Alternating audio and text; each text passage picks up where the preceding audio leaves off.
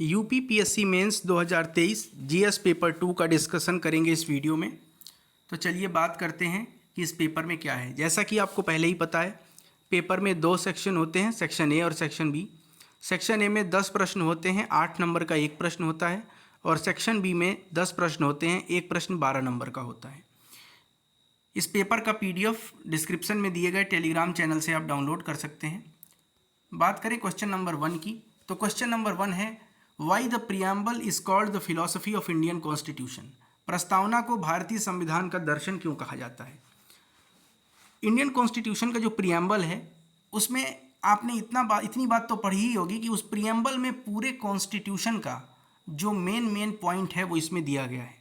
आप कह सकते हैं कि कॉन्स्टिट्यूशन का जो आइडियल है, जो गोल्स हैं, वो सारे आइडियल्स और गोल्स इसी प्रियम्बल में आपको देखने को मिल जाते हैं। चाहे वो जस्टिस हो, सोशल, इकोनॉमिक, पॉलिटिकल, लिबर्टी हो, फ्रीडम वगैरह की बात की गई हो वो हो, इक्वालिटी की बात की गई हो, या इंडिया के नेचर की बात की गई हो कि सॉवरिन है, सोशलिस्ट है, सेक्युलर है, डेमोक्रेटिक है, रिपब्लिक है, वो सारी बातें आपको जो अगर देखने को मिलती हैं तो वो प्रियम्बल से देखने को मिलती हैं। तो इसके आधार पर आपको बताना था कि क्यों इसको फिलॉसफी कहते हैं, क्यों इसको दर्शन कहते हैं संविधान का। क्वेश्चन नंबर 2, 42वें भारतीय संशोधन को संविधान का पुनर्लेखन क्यों कहा जाता है। Why the 42nd amendment is called the revision of Indian constitution. 42nd amendment की अगर आप बात करें तो 1976 में जब इंदिरा गांधी की सरकार थी उस समय ये अमेंडमेंट पास किया गया था और इसको लघु संविधान या मिनी कॉन्स्टिट्यूशन के नाम से जाना जाता है। इसमें कुछ बदलाव किए गए थे, जैसे कि जो संसद है उसका कार्यकाल 5 साल से बढ़ाकर 6 साल कर दिया गया था। जो जनरल कार्यकाल है, टेन्योर, उसको बढ़ा दिया गया था।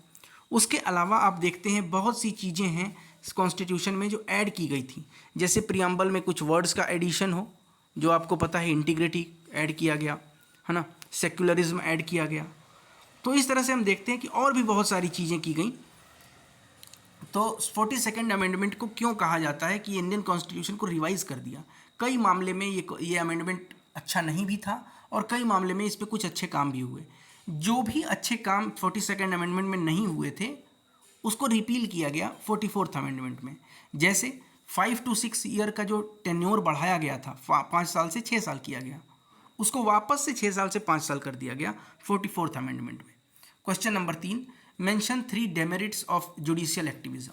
जुडिशियल एक्टिविज्म का मतलब क्या होता है। तो देखिए 3 वर्ड्स आते हैं, एक आता है जुडिशियल रिव्यू, एक आता है जुडिशियल एक्टिविज्म और एक आता है जुडिशियल ओवररीच। तो इसके क्या डिमेरिट्स हैं आपको बताना है। डिमेरिट्स तो एक ये हो सकता है कि जब जुडिशरी बहुत ज़्यादा एक्टिव हो जाएगी तो कई बार जो हमारे 3 अंग माने जाते हैं, एक विधायिका, एक कार्यपालिका, एक न्यायपालिका, तो वो विधायिका के कार्य में हस्तक्षेप करेगी। मतलब judiciary will start interfering in the work of legislature. इसकी वजह से जो हमारे एक डिवीज़न ऑफ पावर है उस पर दिक्कत आएगी।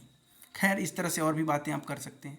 क्वेश्चन नंबर 4 की बात करें, भारतीय संविधान के अनुच्छेद 72 के अंतर्गत राज्यपाल की क्षमादान का अधिकार राष्ट्रपति के अधिकार से किस प्रकार भिन्न है।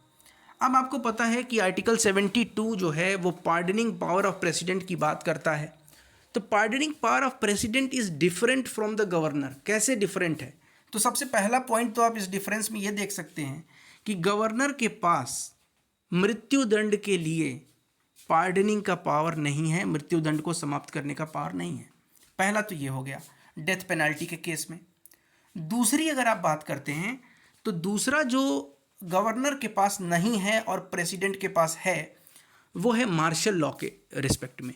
अगर मिलिट्री कोर्ट ने किसी को कोई सजा दी है तो उस पर पार्डनिंग का पावर केवल और केवल प्रेसिडेंट का है, गवर्नर का नहीं है। एक तो ये हो गया। बात करें क्वेश्चन नंबर 5 की, पारदर्शिता एवं जवाबदेही एक दूसरे के पूरक हैं। Transparency and accountability are complementary to each other. अब अगर देखिए इस क्वेश्चन को क्या करना है, ट्रांसपेरेंसी अगर होगी तो अकाउंटेबिलिटी अपने आप मेंटेन हो जाएगी। अगर आप किसी ऑफिस में हैं, आप समझिए, एक साधारण से एग्जांपल से कि अगर गवर्नमेंट ने, यूपी गवर्नमेंट, अब यूपी की बात हो रही है तो यूपी की बात करते हैं, अगर यूपी गवर्नमेंट ने ये रूल लाया है कि अब अगर कोई प्राइमरी टीचर या कोई भी गवर्नमेंट टीचर अपने स्कूल में आएगा तो वो पहले उसका बायोमेट्रिक ऑथेंटिकेशन होगा और वो डायरेक्ट जो जिला कार्यालय है वहाँ पर चला जाएगा कि कितने बजे वो आया है और कितने बजे वो क्लास छोड़ रहा है। तो ये जो ट्रांसपेरेंसी हुई है, इस ट्रांसपेरेंसी से अकाउंटेबिलिटी मेंटेन होगी कि जो व्यक्ति जो टीचर है वो समय पर आएगा, अगर समय पर नहीं आएगा तो उसको इस बात का भय रहेगा कि उसकी जानकारी कि वो कब आया है ये ऊपर के अधिकारियों तक पहुंच गई है। तो इस तरह के एग्जाम्पल देकर, यूपी गवर्नमेंट के एग्जाम्पल देकर, इंडियन गवर्नमेंट के एग्जाम्पल देकर कि how transparency is responsible for ensuring accountability, आप इस आंसर को लिख सकते थे। Question number 6, right analytical note on self help groups composition and their functions. Paper में गलतियां भी हैं, काफ़ी ग्रामेटिकल एरर भी देखने को मिल रहा है, बताइएगा आपने कहीं नोटिस किया क्या। क्वेश्चन नंबर 7, सरकारी सेवा देने के लिए सूचना और संचार प्रौद्योगिकी के एक अनुप्रयोग है, व्याख्या कीजिए। The application of information and communication technology is for delivering government service, discuss. Question number 8, the failure of SAARC forced India to strengthen BIMSTEC, explain. आपको पता होना चाहिए कि सार्क के मेंबर्स कौन हैं और बिम्स्टेक के मेंबर्स कौन हैं। सार्क का फेलियर क्यों हुआ? सबसे बड़ा रीज़न जो सार्क के फेलियर का है वो ये है कि सार्क के मेंबर्स के बीच में बहुत सारे मतभेद हैं, चाहे वो बाउंड्री डिस्प्यूट हो, चाहे वो वाटर डिस्प्यूट हो, चाहे वो डिप्लोमेटिक लेवल के हर्डल्स हों, वो आपको देखने को सार्क में मिल रहे हैं। बिम्स्टेक में अपेक्षाकृत कम देखने को मिल रहा है। और बिम्स्टेक क्यों एक आप कह सकते हैं सार्क के सामने बिम्स्टेक हमारे लिए ज़्यादा इंपॉर्टेंट क्यों बन रहा है, इस पर यह प्रश्न था, आपको लिखना था। Question number 9, explain the rational behind India's involvement in quad. First and most important point regarding this question is countering China's supremacy over Indian ocean and other parts. China की सुप्रीमेसी को दबाने के लिए, कम करने के लिए क्वाड जो है, जिसमें कि इंडिया, ऑस्ट्रेलिया, यूएस ये साथ आए हैं, क्वाड के जापान भी है इसमें, तो ये चारों लोग साथ आए हैं। तो एक तो ये है, और इसको एक दूसरा आप देख सकते हैं सिग्निफिकेंस रेशनल क्या है, वो ये है कि इंडिया फेवर्स मल्टीपोलर वर्ल्ड। तो मल्टीपोलर वर्ल्ड बनाने के लिए इंडिया ने कई अलग अलग लेवल के ऑर्गेनाइजेशंस में अपनी प्रेजेंस रखी है। तो एक तो आप ये बता सकते हैं, what is the significance of India's presidency in G20। बहुत ऑब्वियस क्वेश्चन था, GS पेपर 2 के लिहाज से भी और ऐसे में भी ये क्वेश्चन आया था, डिस्कस करने की ज़रूरत नहीं है। क्वेश्चन नंबर 11 की बात करते हैं। प्रधानमंत्री की बढ़ती शक्तियों और भूमिका का आलोचनात्मक परीक्षण करें, अन्य संस्थाओं पर इसका प्रभाव कैसे पड़ता है। Critically examine the increasing power and role of prime minister. Question में जो कीवर्ड है वो है क्रिटिकली एग्जामिन, मतलब आपको बताना है कि प्राइम मिनिस्टर के बढ़ते रोल से क्या कोई नुकसान आपको देखने को मिलता है। केवल आप नेगेटिव ही नहीं लिखेंगे, पॉजिटिव भी लिखेंगे कि एक स्ट्रॉन्ग लीडरशिप मिलती है, एक विज़न मिलता है, एक क्लियर विज़न मिलता है तो काम तेज़ी से आगे बढ़ता है। पर क्या इससे आपको लगता है कि अन्य मिनिस्ट्रीज़ जो हैं, अन्य जो मिनिस्टर्स हैं, उनको अंडरमाइन किया जा रहा है या किसी एक व्यक्ति की ही विचारधारा को थोपी जा रही है? इस तरह की बातें आप इसमें इन्वॉल्व करेंगे, फिर एक बैलेंस्ड कंक्लूजन भी लिखेंगे। Question number 12, how does the federal structure in India accommodates the diverse needs and aspirations of different states? Are there any challenges? If yes, then how are they addressed? इसका मतलब क्या है? Question क्या कह रहा है कि जो इंडिया का फेडरल स्ट्रक्चर है वो बहुत सारे विविध आवश्यकताओं और आकांक्षाओं को कैसे समायोजित करता है, इसके सामने चुनौतियां क्या हैं, समाधान कैसे किया जाएगा। फेडरलिज्म एक बहुत ही डिस्कस्ड टॉपिक है और फेडरलिज्म आपको पता है कि फेडरलिज्म के सामने आजकल चुनौतियां भी हैं और इन चुनौतियों के साथ साथ इनके पैरेलली कुछ इसके सॉल्यूशंस भी हैं। जैसे एक सॉल्यूशन आप ऐसा सोच सकते हैं जो हो चुका है, उसकी बात करते हैं।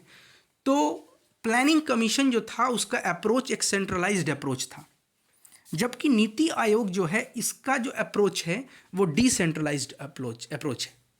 तो एक तो ये सॉल्यूशन हो चुका है और आप क्या सॉल्यूशन प्रपोज करेंगे वो भी इसमें करना था। Question number 13, what alternative mechanisms of dispute resolution have emerged in recent years, how far have they been effective. अब अल्टरनेटिव मैकेनिज्म जो है डिस्प्यूट रेजोल्यूशन का, वो आर्बिट्रेशन, कॉन्सिलेशन, मीडिएशन, आपने पढ़ा होगा, उसको लिखना था। Describe the law making process in the legislative assembly of Uttar Pradesh. As you all know that law making process in any legislature is somewhat same, लगभग तो वो सेम ही होता है, तो वो प्रोसेस आप आराम से लिख सकते थे। Question number 15, clarify the role of civil servants in strengthening the democratic process in India, हो जाएगा। Question number 16, discuss the various aspects relating to the management of health services in the state of Uttar Pradesh. अब ये जो question आप देख रहे हैं, ये पिछली बार भी अगर आपने मेंस दिया होगा या पहले भी दिया होगा, तो यूपी पीसीएस में यूपी स्पेसिफिक कुछ क्वेश्चंस हर पेपर में होते थे। इस बार पेपर 5 और 6 खुद अपने आप में यूपी स्पेसिफिक है, उसके बावजूद यूपी का एक क्वेश्चन आप यहाँ पे 2 क्वेश्चन देख चुके हैं। India is ready, sorry, question number 17, what is citizens charter, important question है, हर जगह आंसर राइटिंग कराई गई होगी। India is ready for the world leadership, analyse the comment. Bharat विश्व नेतृत्व के लिए तत्पर है, इसके कथन की विवेचना कीजिए। वर्तमान समय में भारत विश्व स्तर पे कहाँ जाके खड़ा हुआ है, उसके पीछे के कुछ कारण, उसके सामने की कुछ चुनौतियाँ, और उस चुनौतियों से निपटने के लिए जिस चीज़ की आवश्यकता है और जो सबसे महत्वपूर्ण चीज़ है भारत के लिए, वो है इंडिया का डेमोग्राफिक डिविडेंड। इंडिया की जो पॉपुलेशन है यंग्स की, वो ज़्यादा है। इस परिप्रेक्ष्य में आप इसको और बेहतर लिख सकते थे। बात करें क्वेश्चन नंबर 19 की, how the Indian diaspora has emerged as an asset in the protection of national interest in America, analyze it. Bharat के जो लोग हैं, प्रवासी हैं, जो अमेरिका में रहते हैं, वो भारत का हित कैसे साध सकते हैं। सबसे बड़ी बात है कि इंडिया के जो लोग अमेरिका में हैं, वो यूएस की इकोनॉमी को बढ़ावा दे रहे हैं। और इंडिया में अब इसमें आपको कुछ डेटा चाहिए कि सॉफ्टवेयर इंजीनियर्स जो हैं वो मैक्सिमम यहाँ के हैं इंडिया में, और भी कुछ आप डेटा जब देंगे कि कितना डायस्पोरा इंडिया का अमेरिका में रहता है, उससे क्या फ़ायदा है। फिर अभी आपको पता है बहुत सारे पुरानी बातें हो गई, खैर वो तो हाउडी मोदी और ये सारी चीज़ें, तो इस तरह से आप इसको लिख सकते हैं। क्वेश्चन नंबर 20 की बात करें, Indo Pak relations are illusion at present, discuss the inherent problems that bitters India Pak relation repeatedly. वर्तमान में भारत पाक संबंध एक छलावा है, उन अंतर्निहित समस्याओं को स्पष्ट कीजिए जो भारत पाक संबंधों में बार बार कटुता उत्पन्न करती है। आप इस पर तो कितने सारी बातें लिख सकते हैं, जैसे कि आप पहला पॉइंट क्या लिख सकते हैं, cross border terrorism. Cross border terrorism is the major hurdle between India and Pakistan. दूसरा आप कह सकते हैं Indus water treaty, water dispute. तीसरा आप कह सकते हैं बॉर्डर डिस्प्यूट, ये कुछ डिस्प्यूट्स तो हैं ही। इस तरह के और भी डिप्लोमेटिक लेवल पे कुछ डिस्प्यूट्स, कुछ हर्डल्स हैं बातचीत में। तो ये जो कुछ चीज़ें हैं उसके परिप्रेक्ष्य में आप इस आंसर को लिख सकते थे। Thank you so much. Description में टेलीग्राम चैनल का लिंक है, वहाँ पर PDF है, डाउनलोड कर लीजिएगा।